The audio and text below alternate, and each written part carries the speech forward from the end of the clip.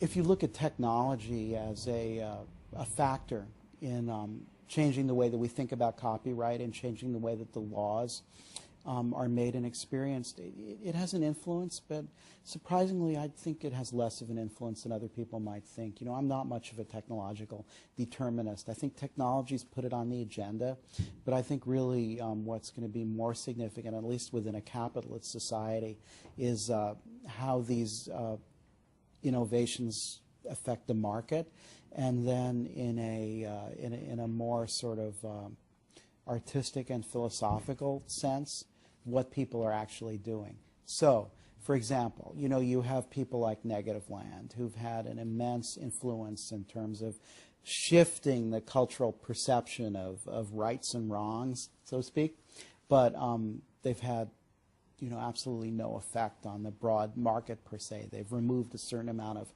pressure from artists. My sense of technology is that it opens up a whole new palette of possibilities, but most of these possibilities don't ever have much effect in society. Look at Bruce Sterling and, you know, the list of hundreds, is it thousands of dead media platforms. Much of what we're looking at today as potentially revolutionary and emancipating is going to end up dead media.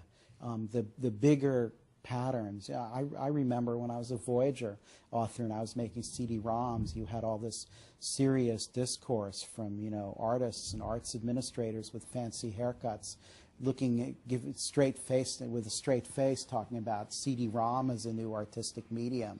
Just like in the UK, they used to talk about teletext, you know, as a medium unto itself with its own, you know, way of massaging the content that it carried. And yes, that's true, but I think it's more that technology opens up a vision of possibilities, but people tend to be very, very choosy about what they pull off that menu.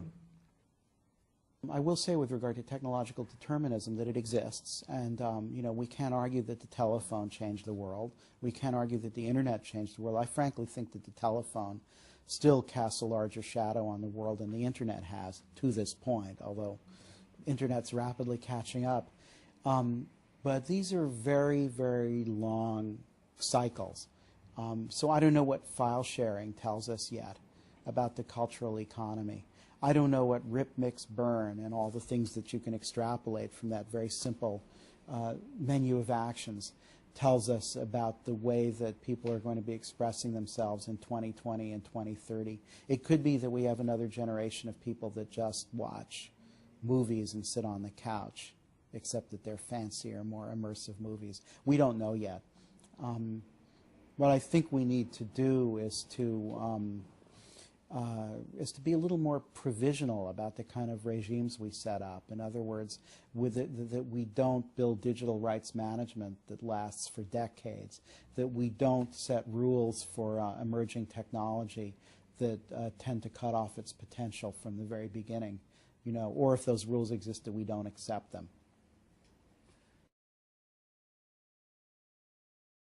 So with regard to copyright, the first thing I'd say is that there have been a number of historical periods where copyright gets foregrounded. I mean, you could talk about the French Revolution, you know, in periods of time when copyright is used to enforce social ends and social control. But in my lifetime,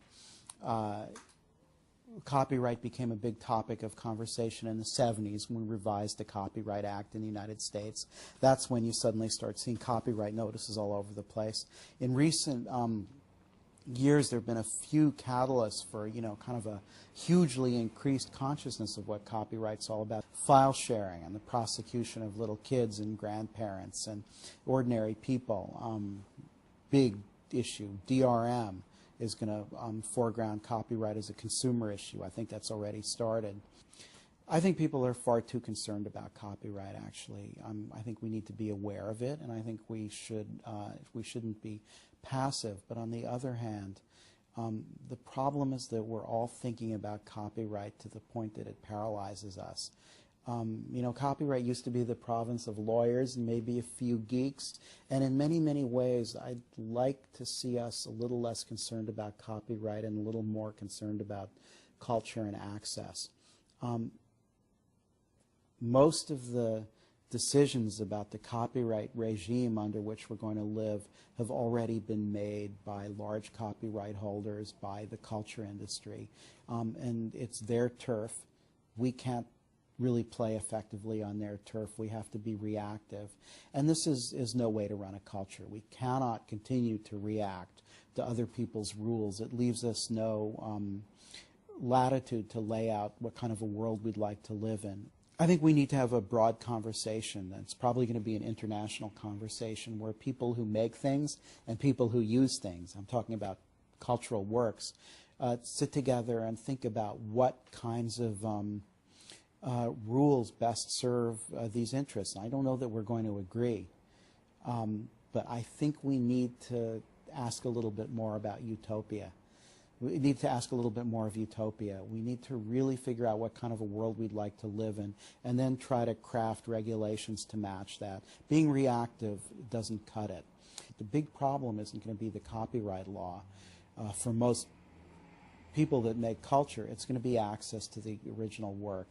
You know, if you are trying to do something about music, how do you get access to the performances that you need? If you're doing a historical piece on the civil rights movement in the United States, how do you get access to stuff that's in the archive that hasn't already been aired? That's going to be the issue. Copyright in many cases is going to be the secondary issue. I think that a lot of the conflict, the so-called copyright wars, have resulted from, you know, these poorly articulated business models. The publishing industry's been freaked out, the recording industry's been freaked out, the movie industry's been freaked out. The suits don't know how to think about this, but there's a generational shift. There's a notion that some of these, you know, newer ways of marketing and exchanging cultural objects actually turn out to be more profitable for their owners. Than, you know, I think we're kind of, the extremism is starting to fade away a little bit, and we have to think about what's a little more sustainable. And I think we need to figure out what the rules should be ourselves. We can't let the Hollywood or lawyers or the U.S. government figure it out for us. We should do it ourselves. A lot of people valorize the 60s. In the 60s, there was hardly any independent media. There were 3 television networks in the United States. You had the BBC and the ITV. There was hardly any underground press. There was, of course, no blogs, no websites, a few obscure zines, mostly in the literary and political world that nobody saw. This is a rich and exciting time to be alive, and it's precisely because of cultural proliferation and the absence of rules, the absence of permission. I don't think that's going to go away.